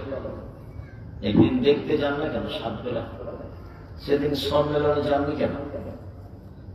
সম্মেলনে যান না কেন? দেখতে যান না কেন? ভর্তির তারিখ হলো পহিলে জানুয়ারি, দেশ বিদেশের শিক্ষক দিয়ে মান, দেশের শিক্ষক, বিদেশের শিক্ষক, দামি দামি শিক্ষক, বড় বড় বিজ্ঞান। এত টাকা খরচ আপনার ছেলে মেয়ের জন্য, আমার জন্য, আপনার ছেলে মেয়ের জন্য। জীবন বাজারে গানটা ছেলে মেয়েকে মানুষ করতে চায়। 40 লাখ টাকা মাসে বেতন লাগে, এখানে আছে এই দুই একটা, শুধু আপনার ছেলে মেয়ের জন্য। কেন জানেন না? কেন খোঁজ নেন না? জবাব আপনি দিয়ে। আমি চেষ্টা চালাচ্ছি মানুষ হিসেবে যতটুকু পারি। সম্মানিত দিনী ভাই বোন, বলছিলাম মাসাকিন, মিসকিন, ভিক্ষা চাই যে ফকির সে, ভিক্ষা চায় না, সংসারও চলে না, তার নাম মিসকিন। নিজে থেকে যখন কাপড় খাওয়া দিবেন, তখন তাকে পরেজগার হতে হবে। আর যখন কেউ খেতে চাইবে, তখন তাকে টাকা দিবেন, খাবার দিবেন। ও চোর না টাকা, না মদ খায়, না জমিদার, না হাতিতে চড়ে আছে, বিবেচনা দরকার নেই, চেয়েছে দিয়ে দেন। 10 টাকা 5 টাকা বাড়ি থেকে বের হবে না, 20 টাকা। 100 টাকা খুচরা করে যদি নিয়ে বের হন, তাহলে অন্তত 10 টাকা করলে 10 জন ফকির লাগবে, আর 5 টাকা করলে কতজন ফকির লাগবে? 20 জন। খালি হাতে বের হন, বের হন। 30 বছর থেকে বলছি বাড়ি থেকে খালি হাতে বের হবে না। তোমার মা আছে, মাকে বলে আম্মা কিছু খুচরা টাকা দেন তো আম্মা। 500 টাকা নোট থাকে পকেটে, ভিক্ষুক যখন ভিক্ষা চাই, তখন আমি খালি বলি মা, খালি বলি মা, খালি বলি মা। 500 টাকা দিতে পারি না। আপনি আপনার স্ত্রীকে বলে রাখবেন, ওখানটা একটু কাজে লাগান, খালি ভালো করে রান্না করতে পারে, তাই খুব খুশি। ওই যে ফোহর একটু বুঝানো কিছু, স্বামীর সংসার বুঝে না, সেটা তোমার প্রশ্ন। সবচেয়ে ভালো মহিলাকে যে অভিমান করে না, যে অভিযোগ করে না, যে প্রতিবাদ করে না, স্বামীর সংসার সুন্দর হবে 3টা কাজে। 1, অভিমান নেই। অভিমান কি? তুমি একদিন স্বপ্ন করি নিয়ে গেলে না, এর নাম হলো অভিমান। তুমি গত কুরবানিতে একটা কাপড় দিতে চেয়েছিলে, সেটা দিলা না, এর নাম অভিমান। অভিমান করলে পূর্ণ না হলে শয়তান খালি পাগল বানাবে, সারাদিন তাকে পাগল বানাবে। তোর কথা মানে না, তোর অভিমান মানে না, তোর কথা মানে না, তোর অভিমান মানে না, তুই থাকিস না, ভাত খাস না, চলে চলে। এগুলো কে বলে বলুন তো দেখি? এবারে তাকে এবার পাগল বানাবে। তখন সকালে বললাম তোমার সাথে থাকবো, তোকে থাকবে তো যা, তুমি এখনই তালাক দিয়ে তোকে তালাক দিয়ে যা, তোকে তালাক দিলাম, তুমি তালাক এক করে দাও, তোকে 100 তালাক দিলাম যা। যেমন তালাক দেওয়া হয়ে গেছে, শয়তান নেই। এখন ছেলে মেয়ে যে 3টে, এখন কি তার শয়তান নেই? জিজ্ঞাসা করে দেখেন যারা তালাক দেয়, ভুলে বলবেন না বউকে 2টা গালি দিয়ে মারেন, মুখ দিয়ে তালাক শব্দ ব্যবহার করবেন না, নিরুপায় হয়ে। তাছাড়া তালাক শব্দ ব্যবহার করবেন না। বেগুন তুলে খেলে গাছটা আছে, আর মোলা গাছ তুললেই গাছটা এসে, তালাক করতে ব্যবহার করবেন না। নিরুপায় সেটা বিপদ। ধীর স্থির চিন্তা ভাবনা করে, বাপমার সাথে পরামর্শ করে মাথা গরম করবেন না। কেন? জিদ্দ হন না, জিদ্দ না, হাজলো হন না, জিদ্দ। তৎ করে বললো তালাক, মজাক করে বললো তালাক, হাসতে হাসতে বললো তালাক, তালাক, তালাক। এই জন্য মুখ দিয়ে উচ্চারণ করবেন না। প্রয়োজনে 2টা বকা দিবেন, প্রয়োজনে 2টা মারবেন, কিন্তু তালাক ব্যবহার করবেন না সহজে। তালাক মুশি গেলে বলবেন তালাক কত সহজ। সম্মানিত দিনী ভাই বোন, বলছিলাম প্রতিবেশী মিসকিন জারি দিল কুরবা, জারির জন্য নিকট প্রতিবেশীর সাথে সদাচরণ খুব কঠিন। দূর প্রতিবেশীর সাথে সদাচরণ। মুহাম্মদ সাল্লাল্লাহু আলাইহি ওয়াসাল্লাম বলেন 4টে জিনিস আছে যার, ইহকাল আছে তার, পরকাল আছে তার। 4টে জিনিস আছে যার, জান্নাত আছে তার, ইহকাল আছে তার, পরকাল আছে তার, সুখময় জীবন তার। 1 আল জারুস সালিহ, ভালো প্রতিবেশী। 2 আল মারাতুস সালিহা, ভালো স্ত্রী। 3 আল মারকাবুল হানি, একটা ভালো গাড়ি, সাইকেল। চেন পরে কাজ, চেন পরে খালি চেন, এটা ভালো। 4 আল বাইতুল ওয়াসি, প্রশস্ত ঘর, অন্তত মেহমান থাকা ঘরটা বড় করবে। 4 জন 5 জন 10 জন যেন মেহমান বসতে পারে। চেয়ারম্যান মেম্বার বেশ বড় করে 5 বছর জায়গা করে, ওইরকম আপনারা করবেন। মেহমানকে খাওয়াতে হবে। আজকে বলে দিবেন মাকে, আম্মা চিন্তা করবেন না, ভাগ্নে আমার খাবে, ভাগ্নি আমার খাবে, বোনেরা আমার খাবে, দুলা ভাই আমার খাবে, আমার বাপের যত আত্মীয় স্বজন আছে সব আমার বাড়িতে খাবে, আমার মায়ের আপনার যত আত্মীয় স্বজন আছে সব আমার কাছে খাবে। এখন যত লোক আমার বাড়িতে খাবে, সবার রুচি আল্লাহ আমার হাত দিয়ে দিবে, অথবা আমার বাড়িতে বরকত বেশি হয়ে যাবে। তোমার মা বৃদ্ধা হয়ে গেছে, তবু ভিন্ন করে খাইতে না জানো। তোমার স্ত্রী তোমার মায়ের নাতি দেখলে মন খারাপ, তোমার মায়ের ছেলের ঘরের মেয়ে দেখলে মন খারাপ, আত্মীয় স্বজন দেখলে মন খারাপ। তো তোমার বউ যদি সারাদিনই মন খারাপ করে, তাহলে তোমার মা কেমনে তোমার সাথে থাকবে? তখন নিরুপায় করছে, থাকো বৌমা, তোমার গল্প করে রান্না করে খেয়ে থাকো, আমি আমার নাতি আসলে, আত্মীয় স্বজন আসলে আমাকে রুদ্ধ অবস্থায় রান্না করাই যাবে। কথা বুঝতে পারেন? কেন তোমার মা রান্না করতে যাবে? মাকে ভাগ করেছো কেন? তোমার বউ কখন খাবার দেয় না দেয়, ভাগ কিসের? তোমার মা তোমার কাছে খাবে, খালি দিনে বলবো মা আপনি আমার কাছে খান, কোথায় যাচ্ছেন আপনি আমার কাছে খান, ভাগ্য ভাগ্য আমার কাছে খাবে, বোনেরা আমার কাছে খাবে, আমার বাপ মা যত আত্মীয় স্বজন আছে সব আমার কাছে খাবে। রুজি কে দিবে?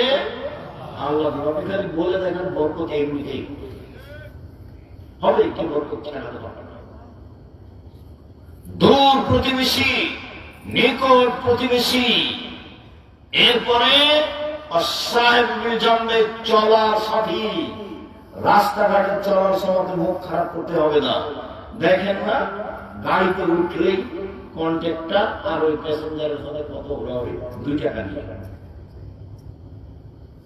আর ভ্যানে তো আপনি দেখেছেন, আপনার রিক্সাটা আরেকজনের রিক্সার সাথে লেগে গেছে, এই যে গালি দিল, বগুড়ার গাইবান্ধার ভাষায়, নাটোরের ভাষায় যে দিল, তারপর একটা একবারে আরেকজন সাথে লেগেছে, ভাইকে দিল। এই আচরণ ত্যাগ করতে হবে, সদাচরণ। আল্লাহ বলছেন, শুনুন, রাসূল সাল্লাল্লাহু আলাইহি ওয়াসাল্লাম বলছেন, আউয়াল খাসমানি ইয়াউমুল কিয়ামাত যারা বিচার মাঠে প্রথম বিচার হবে দুই প্রতিবেশীর। আব্দুল আজিজ সাহেব, থামেন থামেন থামেন, আপনার বক্তব্য অবগত হয়েছে, প্রথমে বিচার হবে সালাতে, নামাজে। আজকে যে বলছেন দুই প্রতিবেশীর, জি, সালাত হলো কার হক? আল্লাহ। আল্লাহর হকে প্রথম বিচার হবে কিসের? সালাতে। আর প্রতিবেশীর হক, গন্ডগোল হয়েছে, মারামারি, এগুলো কার হক? মানুষের। প্রতিবেশীর হক, এটা আল্লাহ কেন হয়েছে? মানদার হক। কি বুঝে গেল? প্রতিবেশীকে গালি দাও, দুই ভাই দুই প্রতিবেশী দুই দল করে, এই এক ভাই ওর স্ত্রীর সাথে গল্প করছে, সকালে কেমন তুই বের হয়েছ, তো রাস্তা বন্ধ করে দিল, তখন খানা দেখে দিয়েছে, ওর বাপ ভাগ করে দিয়েছে, ছোট ভাইয়ের এদিকে তাকে আসতে হবে, কম ভাগ দিয়ে ভাইয়ের জমি আসতে হবে। তখন সকালে কি করেছে? দল করো না, বুঝেছ? দল সংগঠন করো না। এগুলো পশু প্রাণীর জীবন, গরু ছাগলের জীবন, কুকুরের জীবন, হায়নার জীবন। দিন মজুরি করে খাও, ভালো। চাকরি করো, ভালো। ব্যবসা করো, ভালো। আরেকটা পথ আছে, সেটা যাই করে ভালো নয়, সেটা হলো ভিক্ষা করা। এটাও উপার্জন। ভিক্ষা করা উপার্জন, কিন্তু এটা পছন্দ নয়। এসব কথা আছে। আর হাটে বাজারে যাবেন, দোকানে যাবেন, আসসালামু আলাইকুম, আহমদ লবণ আছে? জি আছে, 1 কেজি লবণ দাও। আহমদ মরিচ আছে? জি আছে, 200 কাঁচা মরিচ দাও। নেওয়া হয়েছে টাকা, আসসালামু আলাইকুম, গেলাম।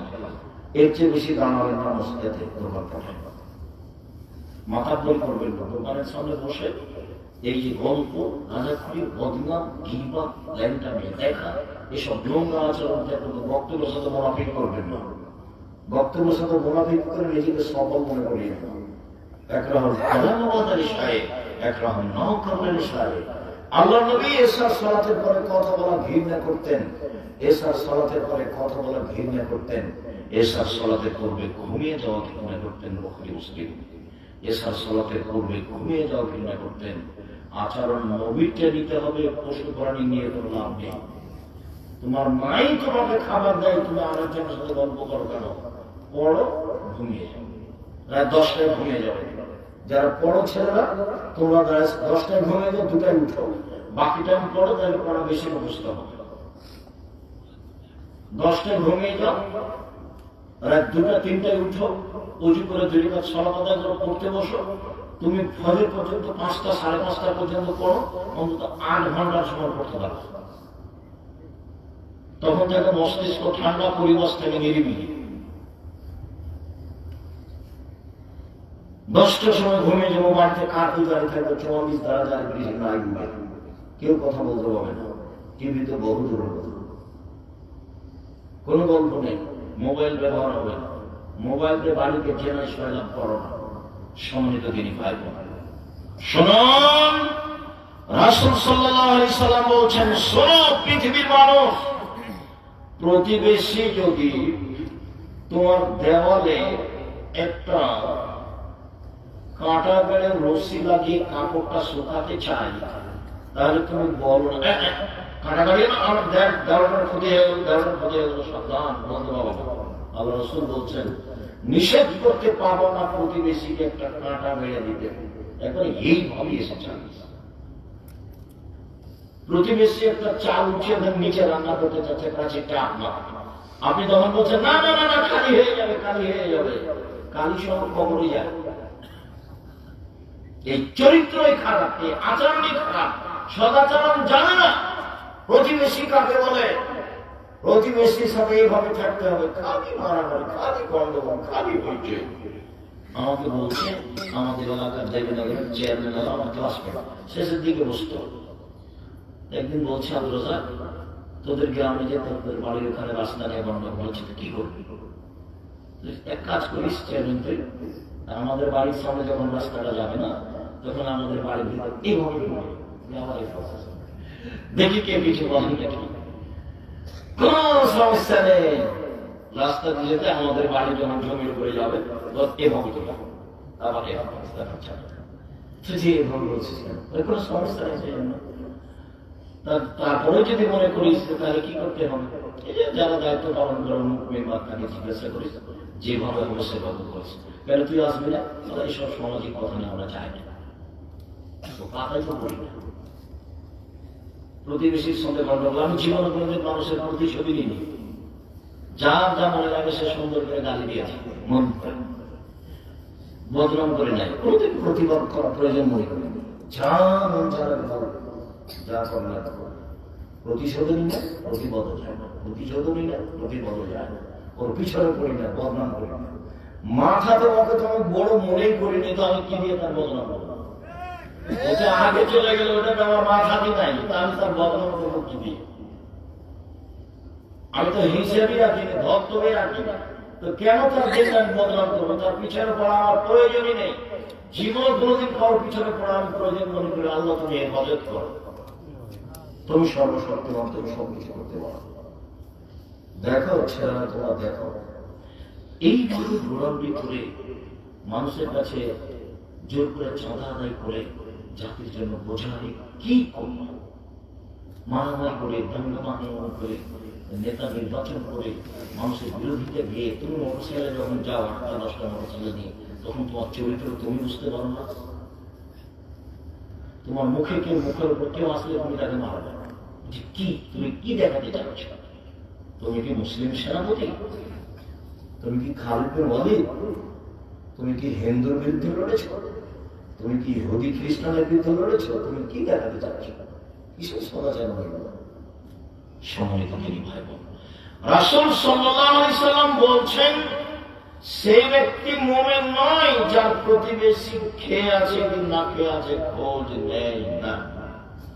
আয়েশা রাদিয়াল্লাহু তাআলা আনহা বলেন, আল্লাহর নবী বলছেন যে জিবরাইল এসে খালি বলে প্রতিবেশীর সাথে সদাচরণ করেন। জিবরাইল এসে খালি বলে সদাচরণ করেন প্রতিবেশীর সাথে। জিবরাইল এসে আমাকে বলে প্রতিবেশীর সাথে সদাচরণ করেন। তখন আমার মনে হলো যে কবে মনে হয় জিবরাইল এসে বলবেন প্রতিবেশীকে জমি ভাগ করে দাও। এইভাবে কোথায় মুসলিম হাদিস কেমনি প্রতিবেশীর সাথে কি করবে? মহারানা সাহেব আরো চলতে পারে না। আমাদের জিজ্ঞাসা দেখেন, আমাদের বছর বছর কথা হয়, বছর বছর কথা হয়, কি যে করি আমি বুঝতে পারি না। আমি খালি বলছি আপনারা আসেন না, জানিয়ে আমাকে ডাকে, এখনই ডাকে, এখনই চলে। আর আমাকে কোনো লোক দিয়ে ডাকা লাগবে না, মুচি মেথর মেথর আছে বলবো আপনারা ইচ্ছে আপনাকে ডাকছে, ঠিক আছে চলো। নিজের ব্যক্তিত্বে 1 মিনিট বাঁচতে আমি রাজি না, যেমন মাস্ক করে বাঁচতে আমি রাজি নই। নিজের ব্যক্তিত্ব দিয়ে 1 মিনিট বাঁচতে রাজি নেই। ব্যক্তিত্ব বলে আমার কোন জিনিস নেই। ভ্যানও যা, গাড়ি তো পায়ে সমান আছে। ব্যক্তিত্বের আমি 0 দাম দিতে রাজি না। আপনি আমার দাওয়াত দিয়েছেন, আপনি 16 আইটেমের ভর্তা, 32 আইটেমের তরকারি, এতে সবাই যাবে। কত আইটেমে? 16 আইটেমের ভর্তা, 32 আইটেমের তরকারি। আচ্ছা, ও করেছে না, আপনি কালকে নিয়ে যান বেগুন ভাত, বেগুন ভর্তা, কিচ্ছু নাই, লবণ মরিচ পরীক্ষা করে দেখেন, আমার কাছে কোনো ভাই নেই। আর কাল কি আচরণ করেছেন আমি আজ কটা মনে রাখি না। প্রতিদিনে সে ক্ষমা চাচ্ছে, সেদিন টাকা পয়সা দেওয়া হয়নি, তো কষ্ট পেয়েছেন মনে হয়। বলছি কবে টাকা পয়সা দেননি তা তো আমার মনে নেই, কখন টাকা পয়সা দিলেন না। এ তো সেদিন কোথা থেকে আসলাম, একটা কথা কোথায় যাবে এখন এই বছর। এখনো ওদের পরীক্ষা করে, এখন তো পরীক্ষা অনেকদিন আগে করেছিল রংপুর, এখনো করে না কি, হয়তো বা করে, যে দেখি কি বল। তখন তো পয়সা পাতির হাতে তেমন ছিল না, যদি এখনো কোনো পয়সা মতো বাবা আমরা ইনকাম করি না, বাস জানিয়েছিলাম আল্লাহ দেও দিয়ে সম্মানিত দিনী ভাই বোন, বলছিলাম রাসূল সাল্লাল্লাহু আলাইহি সাল্লামকে একজন এসে বলছে, আল্লাহ নবী আমি কিভাবে বুঝবো যে আমি ভালো মানুষ? আমি কিভাবে বুঝবো যে আমি ভালো মানুষ? তখন আল্লাহ রাসূল বলছেন, এটা সামিতা মিন জিরানিকা ইয়াকুনু হাসানা ফাকাদ হাসানতা। আরে শোনো, প্রতিবেশী যখন তোমাকে বলবে ভালো তখন তুমি ভালো, সামিতা মিনহুম আসাতা ফাকাদ আসাতা। আর যখন প্রতিবেশী থেকে তুমি শুনবে খারাপ তখন তুমি খারাপ। আমি ভালো, এটা কার উপরে নির্ভর করছে? এই ভাষা কিন্তু আমার নয়, এগুলো মোহাম্মদ সাল্লাল্লাহু আলাইহি ওয়াসাল্লাম বলেছেন। সে জিজ্ঞাসা করছে, আমি যে ভালো মানুষ এটা আমি কি দিয়ে বুঝবো? বলে কি দিয়ে বুঝবা? প্রতিবেশী যেদিন তোমাকে বলবে ভালো সেদিন তুমি ভালো, প্রতিবেশী যেদিন তোমাকে বলবে খারাপ সেদিন তুমি খারাপ। একজন সাহাবী বলছেন, আল্লাহ রাসূল ইন্না ফুলানাতা তুযকারু মিন কাসরাতি সালাতি হাসতে সাদাকাতা গায়রু তুজিরানা। অমুক মহিলা বেশি বেশি দান করে, বেশি বেশি সালাত আদায় করে, বেশি বেশি সিয়াম পালন করে, তবে মুখ দিয়ে মানুষকে কষ্ট দেয়। আল্লাহ রাসূল বলছেন, হে ফিন্নার ও জাহান্নামে যাবে। মুখ দিয়ে যে কষ্ট দেয় সে জাহান্নামে যাবে। তাহাজ্জুদ পড়লেও যাবে, হজ করলেও যাবে, উমরা করলেও যাবে, 5 ওয়াক্ত সালাত আদায় করলেও যাবে, সিয়াম পালন করলেও যাবে। মুখ খারাপ যাচ্ছে জান্নাতে যাবে না। এই যে শহীদ হচ্ছে, মুখ বন্ধ রাখবে। রাসূলকে জিজ্ঞাসা করলো বাঁচার পথ কি? তখন আল্লাহ রাসূল বলেন, বাঁচার পথ তিনটা। 1, মুখ বন্ধ রেখো। 2, জরুরি প্রয়োজন ছাড়া বাড়ি বাড়ি যাওয়া না। 3, পাপের জন্য খাও, বাস জান্নাতে চলে যাবে। এখন আল্লাহ রাসূল বলেন, এইভাবে কমাবে জামানিন। যুগের কি হবে? তোমাদের কি হবে? যুগের কি হবে? তোমাদের কি হবে? যেদিন সমাজে সবাই আগাছা হবে, কোনো মানুষই থাকবে না, পশু প্রাণীর মতো হবে সবাই, সেদিন তোমাদের কি হবে? যুগের কি হবে? বলেন কি করতে হবে তাহলে? তখন আল্লাহ রাসূল বলছেন, 1, মুখ বন্ধ রেখো। 2, বাড়িতে থেকো। 3, ভালোটা গ্রহণ করিও, মন্দটা ছেড়ে দিও। তখন সাহাবী বলছেন, আচ্ছা ঠিক আছে, বাড়িতে থাকলাম, কিন্তু হইচয়ের সমাজে দলাদলের সময় তো যদি আমাকে বাড়িতে এসে মারে তাহলে কি করবো? কথা কি বুঝতে পেরেছেন? আবার বলবো, আবার বলবো, এই ছেলে কাছাকাছি চলে এসেছি, খেয়াল করো তো, বুঝতে পারো কিনা? আল্লাহ রাসূল বলছেন, তোমাদের কি হবে? যুগের কি হবে? তোমাদের কি হবে? যুগের কি হবে? সবাই যখন আগাছা হবে, সমাজে কেউ ভালো মানুষ থাকবে না, খালি মারামারি করবে, হইচই করবে, সেদিন তোমাদের কি হবে? যুগের কি হবে? তখন সাহাবীগণ বলছেন, বলেন তাহলে কি করবো আমরা, আপনি বলেন। তখন উত্তরে আল্লাহ রাসূল বলছেন, মুখ বন্ধ রেখো।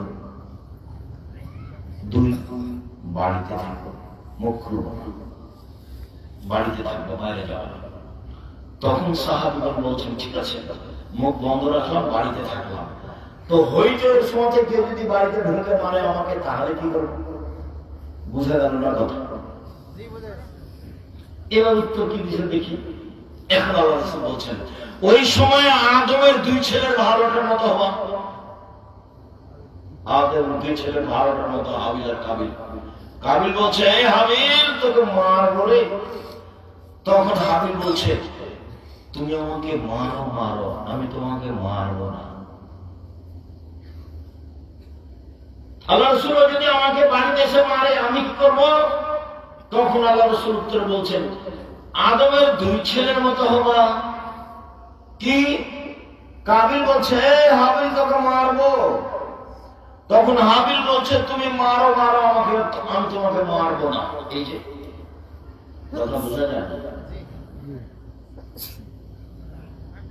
আল্লাহ রাসূল বলছেন যে মানুষ কিভাবে বেশি বেশি জাহান্নামে যাবে। সঙ্গী সাথী বলতে পারো, মানুষকে পিছন দিক থেকে ধাক্কা মারে জাহান্নামে নিক্ষেপ করে কি? সঙ্গী সাথী বলতে পারো, মানুষকে পিছন দিক থেকে ধাক্কা মারে জাহান্নামে নিক্ষেপ করে কি? এই কথা বলতে বলতে জিহ্বা, এই জিহ্বা মানুষকে পিছন দিক থেকে ধাক্কা মারে জাহান্নামে নিক্ষেপ করে। পৃথিবীর মানুষ দুইটা জিনিসের জিম্মেদারি নাও। আমি তোমাকে জান্নাতে নিয়ে যাওয়ার জন্য জিম্মেদারি নিলাম। কিভাবে জান্নাতে নিয়ে যেতে হবে সেটা আমার ব্যাপার। এক, মুখ বন্ধ রাখবো, মুখ দিয়ে বদনাম করবো না, গীবত করবো না, গালি দিব না, জুলুম করবো না, অন্যায় করবো না। মুখ বন্ধ রেখো। কিভাবে জান্নাতে নিয়ে যেতে হবে সেটা আমি দেখবো, মুহাম্মদ সাল্লাল্লাহু আলাইহি ওয়াসাল্লাম বলছেন। দুই, জেনায় লিপ্ত হবা না, বাকি আমি দেখে নেব, জেনায় লিপ্ত হবো না। তো যুবক, তুমি তো এখন বলছো যে জেনা তো এখন বন্যার মতো, তো আমার তো ঘটে গেছে, আজ থেকে বন্ধ করো। আজ থেকে তুমি মোবাইল সে মেয়ের সাথে কথা বলিও না। শক্ত হও, শক্ত। শয়তান তোমাকে বোকা বানিয়েছে। শক্ত হও। আমি বিচারের মাঠে দেখে নেব কিভাবে জান্নাতে যেতে হয়, নিয়ে যেতে হয়। আল্লাহ রাসূল বললেন, শোনো, মহিলাদের জন্য জান্নাতের সব দরজা খোলা চারটা কারণে। এক, 5 ওয়াক্ত সালাত। 2, রমজান মাসের রোজা। 3, স্বামীকে মেনে চলতে হবে, তিতা লাগলেও মিঠা লাগলেও। আপনারা এসে থামেন। আপনি যখন আমাদের ব্যাপারে কথা বলেন তখন আমাদেরকে একবার ধুইয়ে দেন। হ্যাঁ, সেইটা হতে পারে। আপনি তো জানেন না আমার স্বামীর কথা, ওর মুখটা এত খারাপ যে ওর মুখের দিকে আমি তাকাতে পারবে। এটা হতে পারে। আপনার মুখ খারাপ কেন? আপনার মুখ কেন খারাপ? আপনি পুরুষ মানুষ, মুখখানে এত খারাপ কেন? মুখে অত অশ্লীল কথা বলেন কেন? আল্লাহ রাসূল বলছেন, বউকে যে মানের খাও সে মানের খাওয়াবা। 1, 2, যে মানের খাও সে মানের পড়াবা। 3, কটু কথা বলবো না। কটু কথা বলা নিষেধ। গালি দাও না। গালি দাও কেন? শ্বশুর বাড়ি যাওয়া বন্ধ করেছো কেন? বোকা ছেলে, শ্বশুর বাড়ি যাওয়া বন্ধ করেছো কেন? ঢং দেখাচ্ছ? তোমাকে শ্বশুর কি দিতে চেয়েছিল দেয়নি, সে কথা তুমি রাগ করে বসে আছো। তোমার স্বভাব কেন অত খারাপ? তুমি লঙ্গি কেন দাও তোমার শ্বশুরকে? কাজ করে খাও। যৌতুক নিয়ে এসো কেন? সন্ধ্যা হতে হতে টাকা ফেরত দিও। ভিক্ষা করে খাওয়া, শ্বশুর কাছে যৌতুক নেবা। 4, বউকে মারতে পাবা। 5, নিজের বাড়ি ছাড়া বউকে কোথাও যেতে দিবা না। নানির বাড়ি, খালার বাড়ি, দাদির বাড়ি, বাপের বাড়ি, মায়ের বাড়ি যাওয়া পাবা। জরুরি প্রয়োজনে গেলে সাথে যাও। বিবাহের বাড়ি যাওয়া প্রধান লেগেছে। হাট বাজারের তো কোনো প্রশ্ন আছে? আমাদের বাসা থেকে কোনোদিন জীবনে হাট বাজারে যায় না, আমরা পড়ে গেছি। আমার 16 বছর ছাত্র জীবন, 35 বছর শিক্ষক জীবন চলছে, আমি কোনোদিন চায়ের স্টলে বসে মরে গেছি নাকি? বেঁচে আছি তো? যে তোমার সামনে বেঁচে আছে এটা আরম্ভ বলি না, কোনোদিন যায়নি বসিনি। আমার মা বলতেন, আপু তো বলতেন, বেটা শোন, 1, দোকানে বসিও না। 2, বন্ধুতানি করো না। 3, প্রাইভেট পড়ায় না। 4, দাওয়াত খায় না। আমার মা পিছে পিছে হাঁটতে না, এভাবে বলতেন। 1, দোকানে বসিও না। 2, প্রাইভেট পড়ায় না। 3, বন্ধুতানি করো না। 4, দাওয়াত খায় না। আমার মা পিছে পিছে হাঁটতে না, এভাবে বলতেন। সময় দিনই ভাই বোন, মুখ কন্ট্রোলে রাখবেন। বাস 4টে জিনিস করলে মহিলারা জান্নাতে চলে যাবে। 1, 5 ওয়াক্ত সালাত। 2, রমজান মাসের সিয়াম রোজা। 3, স্বামীকে মেনে চলতে হবে, তিতা লাগলেও মিঠা লাগলেও। 4, জেনায় লিপ্ত হওয়া যাবে না, তাহলে জান্নাতের সব দরজা খোলা, সব কি খোলা, যেটা দিচ্ছে যেটা দেখুন। 4টে সবার জন্য জান্নাতের সব দরজা খোলা। কখন? যখন ওযু করার পরে বলবে, আশহাদু আল্লা ইলাহা ইল্লাল্লাহু ওয়াহদাহু লা শারীকা লাহু ওয়া আশহাদু আন্না মুহাম্মাদান আবদুহু ওয়া রাসূলুহু। আপনার জন্য জান্নাতের দরজা খোলা। খেয়াল করে বলতে ওযু করার পরে। সম্মানিত দিনী ভাই বোন, বিস্তারিত আলোচনা সদাচার দেখতে হবে। আজকে মতো এ পর্যন্ত বলেই, আমাদের আব্দুল্লাহর বই আছে আল্লাহর পথে যাত্রা, নাকি? আল্লাহর পথে যাত্রা নতুন যেটা বের হয়েছে, 1000 ফটো আছে সেটা।